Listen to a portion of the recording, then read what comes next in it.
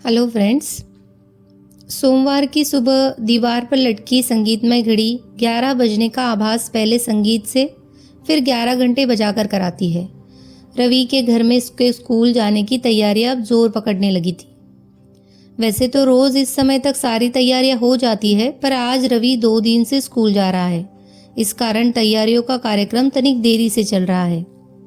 रवि सुबह जल्दी 6 बजे उठ गया था और ट्यूशन जाकर भी आ गया, लेकिन वहां से वापस आकर अखबार पढ़ते पढ़ते उसे नींद आ गई, जो उसकी आंख अभी थोड़ी देर पहले खुली। स्कूल ड्रेस को वह खुद इस्त्री कर रहा है, पर अभी जूते पॉलिश करना, बस्ता जमाना भी तो बाकी है।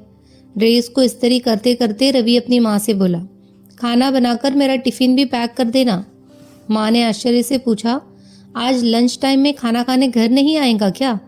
उसने बताया, शुक्रवार को स्कूल में बोल रहे थे कि गेट पर ताला लगा दिया जाएगा, जो स्कूल समय में कोई भी बाहर न जा सके।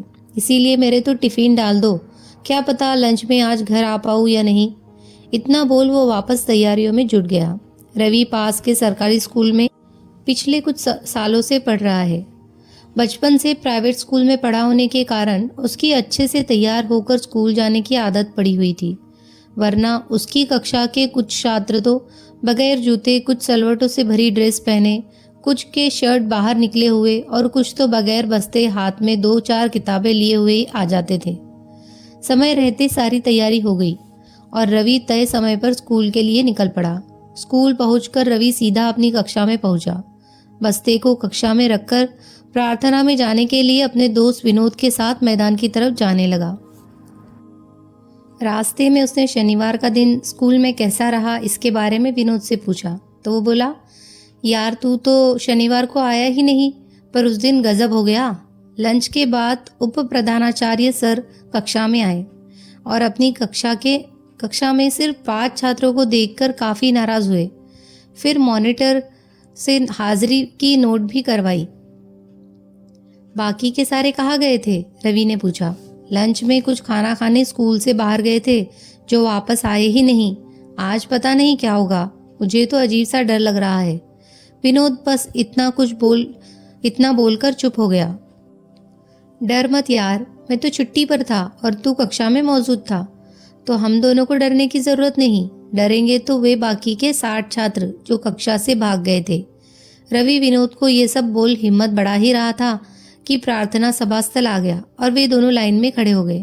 प्रार्थना अपने निर्धारित समय पर चालू हो गई और जैसे ही खत्म हुई, मंच पर से उप प्रधानाचार्य की आवाज माइक से गूंजी, कक्षा 12वीं के छात्रों में से जिसका नाम मैं ले रहा हूं, उनको छोड़कर बाकी के सारे छात्र उधर अलग लाइन बनाएं।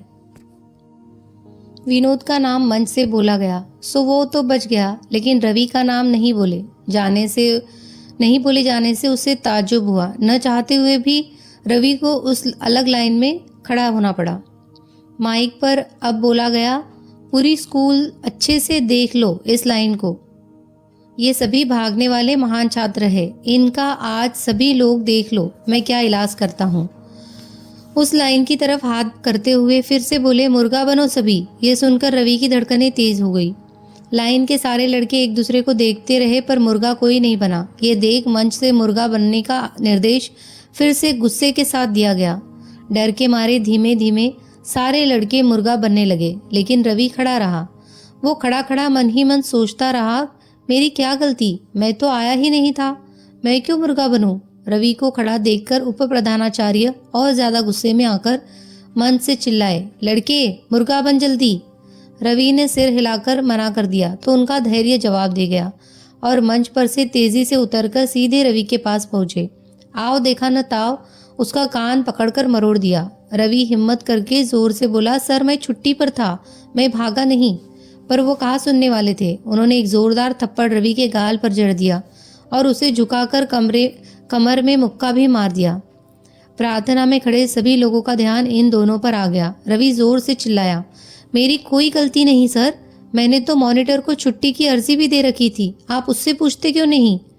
वक्त की नज़ाकत को समझ मॉनिटर भी दौड़कर झट से आया और कहा, सर रवि का प्रार्थना पत्र मेरे पास आया हुआ था और वो सच में छुट्टी पर ही था। मॉनिटर की बात उनके कानों में जाती तब तक वे एक और थप्पड़ रवि को लगा चुके थे। उप प्रधानाचार्य के रुकने पर रवि के सब्र का बांध टूट गया। मुझे ऐसी स्कूल में पढ़ना ही नहीं, मैं तो घर जा रहा हूँ, ऐसा बोलकर वो प्रार्थना स्थल से निकल पड़ा। पीछे से उसके सर चिल्लाए, जा, चला जा, अब अपने पापा को स्कूल लाएगा तभी स्कूल में आ पाएगा। रवि गुस्से से लबरेज पर मन में से रुआसा कक्षा में गया और अपना बस्ता उठाकर तेजी से वहां से चला गया। घर पहुंचकर जैसे ही रवि ने माँ और दादी को देखा तो उसकी आंखों से धड़ाधड़ आंसू बहने लगे। उसे रोता देख दोनों ने एक साथ पूछा, क्या हुआ स्कूल में? रोते रोते उसने सारी बात बताई तो दोनों को बहुत गुस्सा आया, पर खुद को और रवि को कैसे भी करके उसके पापा के आने तक इंतजार करने को समझाया। पापा लंच में घर आए। तब तक रवि चुपचाप बैठा बैठा कुछ सोचता व रोता रहा। माँ और दादी ने उसे खाना खिलाने की बहुत कोशिश की, पर उसने कुछ नहीं खाया। पापा के घर आते ही रवि की दादी ने सारी बात बताते हुए कहा, बोला, अभी जाकर इसकी स्कूल और पता कर कि बात क्या है, फालतू में मार दिया मेरे बच्चे को। पापा रवि को लेकर स्कूल पहुंचे। प्रधानाचार्य शहर से बाहर गए हुए थे और उप प्रधानाचार्य अन्य शिक्षकों के साथ स्टाफ रूम में बैठे हुए थे। दोनों स्टाफ रूम में पहुंचे और रवि के पापा ने उनको कहा, सर जी, गलती होने पर भले आप इसे 50 थप्पड़ मारो, पर आपने तो बगैर गलती से मार दिया, एक बार इसकी बात तो सुनते। इतना सुनते ही स्टाफ रूम में दूसरे अध्यापक भी आ गए। रवि के पापा सरकारी अधिकारी है, इसीलिए स्कूल में कई लोग उन्हें जानते हैं। वे भी आ गए। सर जी का गुस्सा अभी उतरा नहीं था। सोनू ने बेरुखी से जवाब दिया, क्या हो गया मारा तो? इतना तो शिक्षक को हक होता है मारने का, और गेहूं के साथ एक दो जौ पीस ही जाते हैं, इसमें इतना बवाल काहे का? इतने में रवि के दादा घर से होकर स्कूल पहुंचे। उनका शहर में बहुत रुतबा था, जो वो सीधे स्टाफ रूम में आकर जोर से बोलने लगे, कौन है वो मास्टर जिसने मेरे पोते को मारा है? उसकी इतनी हिम्मत, मेरे बच्चे को हाथ लगाया, मैं उसका तबादला करा दूंगा। उप प्रधानाचार्य उनके सामने आकर उनसे जोर से बोलने लगे तो उनकी बात काटकर रवि के दादा बोले, जेल भिजवा दूंगा और नौकरी भी चली जाएगी, मैंने पुलिस केस कर दिया तो। ये सुनते ही कक्षा के अन्य अध्यापक, जो अध्यापक दल का नेता था, रवि के दादा से भिड़ गए। स्टाफ रूम का माहौल अब तो ऐसा हो गया था जैसे कोई सब्जी मंडी हो। दोनों पक्ष जोर जोर से चिल्लाने लगे। बड़ी मुश्किल से रवि और उसके पापा ने दादा को शांत कराकर रवाना किया। उनके जाते ही सारे अध्यापक, उप प्रधानाचार्य और संघ के नेता अध्यापक के साथ हो गए और रवि व उसके पापा को तरह तरह के ताने मारने लगे। एक बोला, जमाना बहुत खराब है, गुरु की कोई इज्जत ही नहीं बची है। दूसरा बोला, मार दिया तो क्या हो गया, अब क्या माफी मांगे पूरी कक्षा से? एक अन्य बोला, पुराने जमाने में लोग स्कूल में कहने को आते थे कि मेरे बच्चे को मार मार के सुधारो, और आज के जमाने में लोग लड़ने के लिए आ जाते हैं कि मेरे बच्चे को क्यों मारा। एक के बाद एक कईयों ने अपनी भड़ास निकाली। सबके ताने सुन रवि ने अपने पापा का हाथ पकड़ा और उनसे बोला, पापा चलो यहाँ से, मुझे नहीं पढ़ना स्कूल में, मुझे टीसी दिलवा दो, मैं प्राइवेट ही बोर्ड की परीक्षा दे दूंगा। ये सुनकर अध्यापक बोला, ये बात कदम सही है, हमें भी हमारे यहाँ नहीं चाहिए ऐसे विद्यार्थी। ऐसा नहीं कहते बेटे, मैं बात कर रहा हूँ ना, रवि के पापा ने उसे समझाते हुए कहा। एक तरफ तो रवि के पापा रवि और उप प्रधानाचार्य में सुलह कराने की कोशिश कर रहे थे, तो दूसरी तरफ अन्य अध्यापक उन्हें ताने मारने में व्यस्त थे। इन सब शोरगुल के बीच स्कूल के सबसे वरिष्ठ अध्यापक बाबूलाल अखबार पढ़ने का नाटक करते हुए सब चुपचाप देख रहे थे। आखिरकार जब उनसे रहा नहीं गया तो उठकर बोले, ये कोई वक्त और मौका नहीं है आपसी एकता दिखाने का। इस बच्चे के साथ गलत हुआ है, हमें हमारी गलती माननी चाहिए।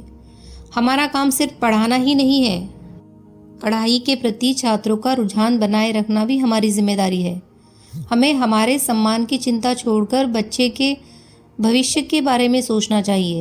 इतना सुनकर स्टाफ रूम में खामोशी हो गई, क्योंकि सभी लोग बाबूलाल की बहुत इज्जत करते थे। बाबूलाल रवि के पास गए और उसके सर पर हाथ फेरकर उससे बोले, बेटा, गुस्से में आदमी को सही गलत का कोई ध्यान नहीं रहता, इस कारण उनसे गलती हो जाती है।